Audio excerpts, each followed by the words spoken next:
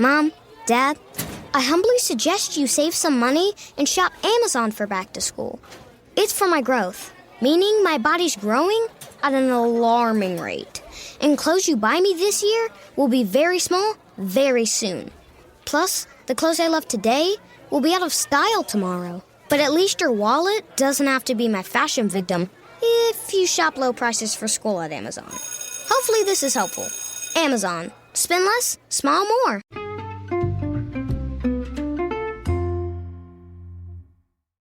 Hi, everybody, and welcome to the Dr. Psych Mom Show. Today I had a request for how to deal with tween attitudes, which could also be teen attitudes later on. Before I do that, I want to certainly tell everybody to subscribe. I'll probably be coming up to another subscriber episode soon, but I've gotten a lot of positive feedback on my one recently about attachment theory, which gives you an overview about preoccupied and avoidant attachment, pursuer distancer, terms that I talk about a lot in my blog. And there's not yet been the podcast overview until now, which goes a little deeper on each type and how to assess them, including the strange situation, which we do with 1-year-olds and their caregivers to assess for attachment style. Anyway, so I had somebody ask me about how to deal with tween attitudes and gave me a few examples. First is the tween that doesn't really make eye contact and engage with adults and just says hi in kind of a monotone, and this is irritating to the mother. And also an example about a child who will not put away her clothes or do some other little chore because her friends are around, and she says, I'm with a friend right now. But also the mother says she had been asked to do this thing before the friend came over. So as in my podcast about stop letting your kids treat you like garbage, parents nowadays are really anxious about setting boundaries because somehow they think this is going to fuck up the kid. In reality, permissive parenting has been associated with worse outcomes even than authoritarian. And remember, permissive is what it sounds like. Authoritarian is the strict one, and authoritative is the one that is warm but firm. And that's the one that we're going for. I mean, that just makes common sense. You don't need a research study to tell you that it isn't good to let your kids do whatever the fuck they want, and it's also not good to treat them like prisoners. So the best would be where there are boundaries, but sometimes the boundaries can become flexible. Now, in this case, this would be a time where I think that boundaries would be flexible. So like if the child is hanging out with her friend, I mean, I certainly don't ask my kids to do chores in that situation when there's a kid over the house. And that would be considered embarrassing, to do. And I asked my own 12-year-old, and she said, yeah, that would be embarrassing. However, I'm not really understanding. Of course, I do understand, but for rhetorical flourish, I am not understanding how the child had a friend over when the child did not do her chore. So I'm going to assume that this is a situation like the ones that I see in private practice, where it is not that the child has 10 chores to do per day like Laura Ingalls Wilder, but rather the child has 1, 2, or 3 very, very minimal chores, sometimes literally meaning taking folded clothes from their bed and putting them into a drawer, something that takes 0.6 seconds, And so if a child will not do their chore, they do not get the next privilege, and privileges, of course, include socializing and having friends over. So friends coming over is a privilege, So lots of things are privileges. Money to go to the mall with is a privilege. Seeing the latest movie is a privilege. Certainly video games are a privilege. There's lots of privileges that our children all have that make their lives nice and good and are luxurious. And those need to be not given if a child is disrespectful. So it's a very easy way to teach them about how the world really works, because if you refuse to do even the smallest little thing for somebody, they're not going to go out of their way for you. Not ever. They shouldn't at home, and they shouldn't outside of home, and they won't. So So let's say that this is a situation where dealing with the laundry, I think it's something like this. I mean, if it really is a chore that is extremely onerous, like I told my daughter that she had to clean all the bathrooms and the kitchen before she could have her friend over, and she wouldn't do it because she was doing her homework and had to get to school, well, then you're falling into the authoritarian type of parenting. But I really do not see a lot of people that are giving their kids too many chores nowadays. If you really feel that you are in that camp, then you should probably ask around your peers and see what their kids do and try to aim somewhere in the middle. Because if you are listening to this and are have been told that you're extremely strict and you yourself think you might be, like it's not just your kid like bullshitting, it's literally like your kid is like, my friends don't do any of this, and you believe them and you've talked to peers, well, then your kid's going to be really, really resentful, as you would have been as a child if you had to do a million things that nobody else had to do, right? That sets up, so authoritarian parenting sets up a lot of anger and resentment. And that really ruins the relationship with the child over time. But I'm going to assume that this is just and the reason that, of course, I could tell that this is just a little chore is because of the fact that it didn't get done and the person still had the kid's friend over. So, I mean, obviously, we're erring on the side of permissiveness here, because what's the child's friend doing in the damn house, right? I mean, I get it. Your kid doesn't want to do chores in front of her friend. All right, maybe it is embarrassing, like to especially if the friend never does that in front of your child. Cool, like let your child enjoy their social time. You yourself probably wouldn't do chores if you were socializing with somebody. But how is the child's friend in the house? That is a privilege. So if the child doesn't do a chore, then the child doesn't get the privilege, especially a very minimal chore like this. So the idea would be to sit down with your kid after the friend is there and say, my bad, I let you have this friend over, and now I'm mad at you because you didn't do your chore, you didn't do it in front of the friend, and you didn't do it before. I get why you wouldn't want to do it in front of your friend. Enjoy your time with your friend, fine, but why didn't you do it before? So from now on, if the few chores that I ask you to do are not done, then the privileges do not happen. And that's super easy to understand, and it's a real easy situation for the kid, because they literally only have to do their chore, and it's very obvious. So when children, don't ever put child in a no-win situation. So, for example, don't say something like, you will have to make your room completely clean, and then the child doesn't know what that means, and they can never get there, and it's never fully clean. But again, permissive parents don't really err on this side. So, but for anybody listening, don't give your child nebulous goals like clean your room. What the fuck does that mean? Nobody really knows what that means to the parent. So say, I need you to put away your clothes, I need you to sweep up, and I need all these, cups of water and stuff away. Then you tell me, I'll come in, I'll tell you whether it's a go or whether you need to do more stuff. And then, of course, you can go do what you want after that. This is the thing that you need to do before you do your other privileges. And that works because, especially over time. Yeah, the first time they're going to complain because it's a new regime. But over time, consistency is really positive and beneficial for kids because they know what to expect. When kids have lasting trauma and resentment from their upbringing, it's because they were put into no-win situations where the expectations were constantly shifting and they could never meet their parents' approval, and they felt that there were these onerous burdens placed upon them, which in fact there were compared to other friends, right? You never want to make your kid an outlier in some bad way. You don't want to be an outlier in some bad way yourself, So, I mean, just have some basic compassion for your kid there. If you have, if you are in a demographic where the children are not, for example, cleaning the entire house by themselves, such as living in our times and not like in, Laura Ingalls Wilder's times was different. Like those girls had to work from the books, Laura and Mary had to do a lot of shit. But nowadays, Kids don't really have to do as much stuff. We also have labor-saving devices, the Industrial Revolution, etc. But here's my point. Don't make your kid a freak that they're like the only one, like Cinderella, doing a million chores. But I don't think that you're going on this side. I think that you're probably on the other side.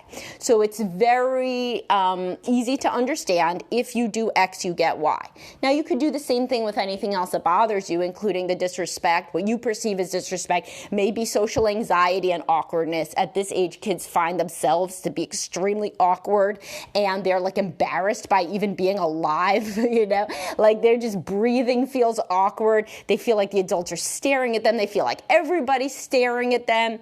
If you used to watch Wonder Years, Kevin always had these daydreams about everybody in his class, like, humiliating him and laughing at him and pointing out some failing of his, like when he had a pimple. That is how tweens think, So probably your kid is like made very anxious by the interactions with adults, and the less that she says and the less eye contact she makes, the better a chance she has of this terrible interaction, which makes her feel so anxious, ending.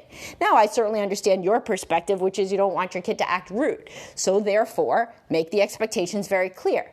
When we see my friends on the street who are adults, I would like you to make eye contact and say what you said in the question to the subscriber. Said she wants the child to say, "Hi, how are you?" So cool. That's super easy. Lots of expectations are not as simple and straightforward. So you say, when we're going to see my friends on the street, I'd like you to say, "Hi, how are you?" And this is one of those basic things that like you're going to do for me. Like, you are going to put your laundry away and now you're going to do this thing. And I ask not so much from you, and these are the things that I am asking. And they will be done accordingly, because they make me happy. Makes me happy when you interact with my friend like that.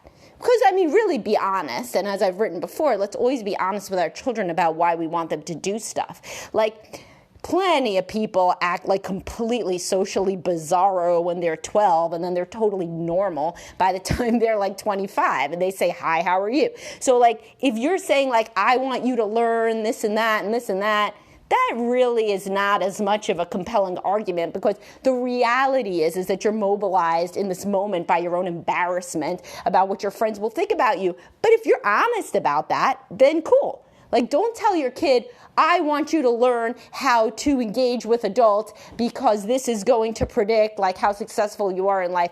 Like, it's really not. That's like pretty catastrophic thinking, because most tweens are extraordinarily awkward, and then most of them turn into pretty normal adults who can talk to other adults and talk to everybody and superiors and authority figures and whatever.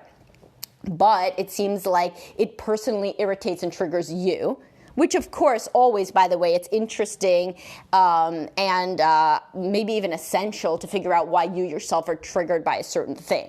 So, there's a good book, Parenting from the Inside Out, that really walks people through figuring out why they have specific triggers in their kids' behaviors. And I've written about this as well in my article, 11 Things to Ask Yourself When You're Going to Flip Out on Your Kid, which I could link you to. But so like, for example, let's say that you had a parent who is like really weird, who is like on the spectrum or something even. And so when your kid acts weird and doesn't make any eye contact, then you get terrified. You feel like they're going to turn into somebody like your parent. And you saw how hard life was for your parent, So this would be something to dig deep on, right?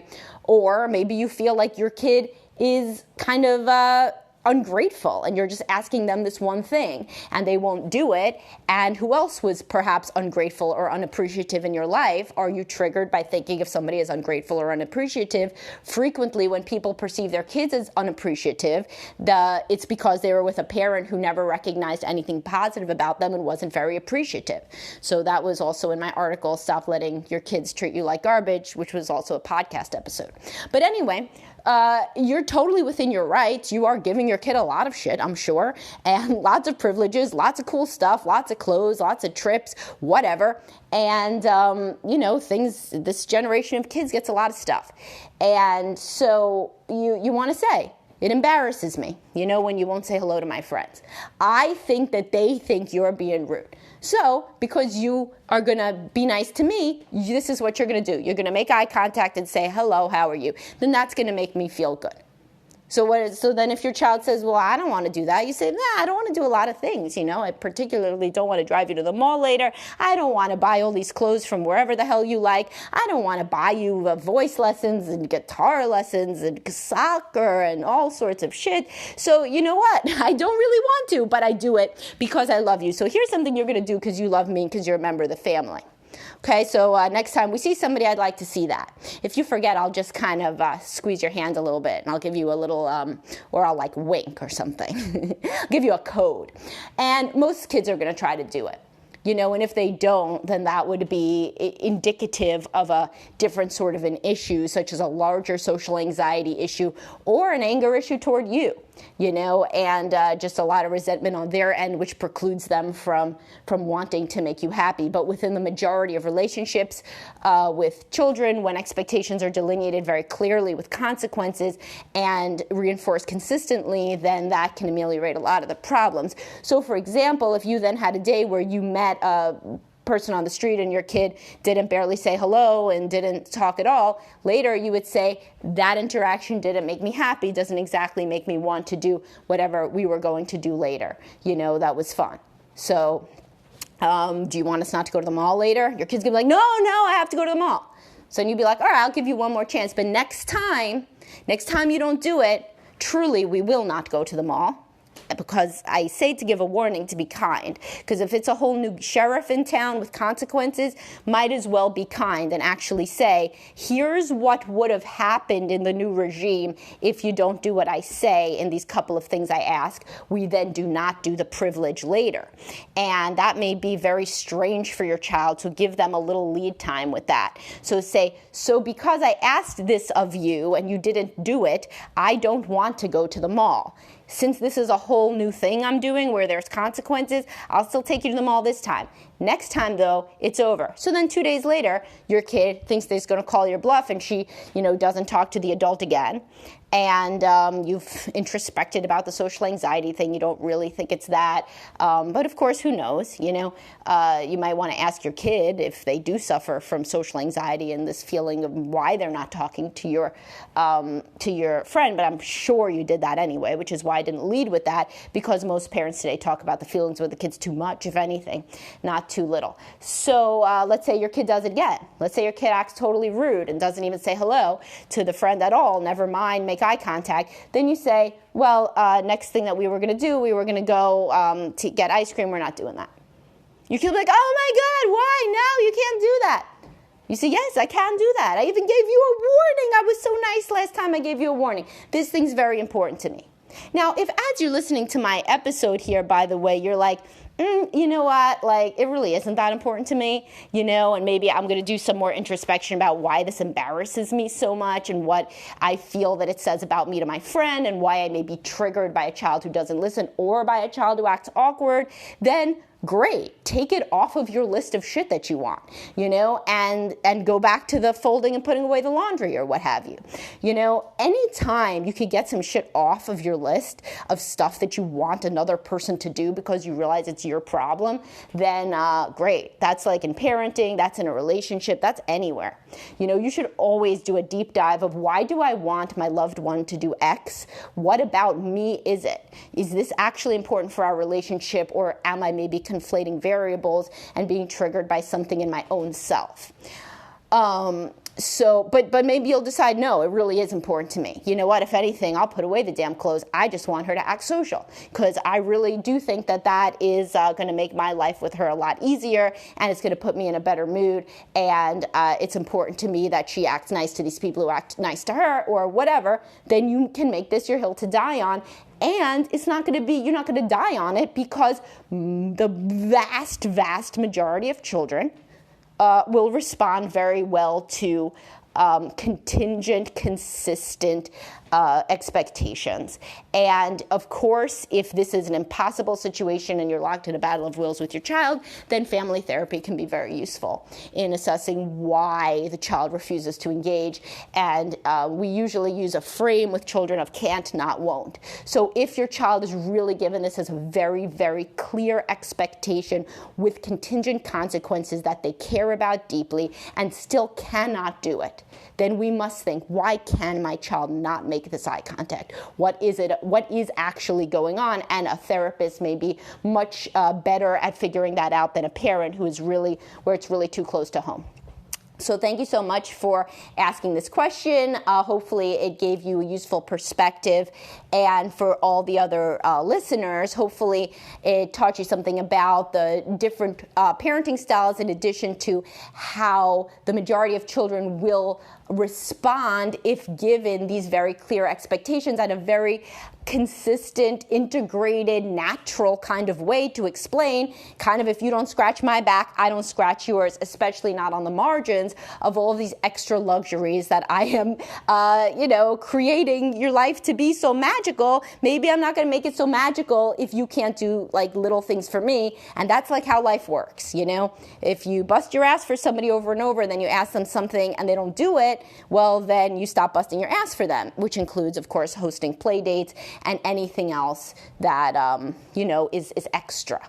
We're not talking about food, shelter, love, respect, but extra stuff, All right, great. So if this added any value to your life, please do subscribe, and I will talk to everybody soon. Have a great day.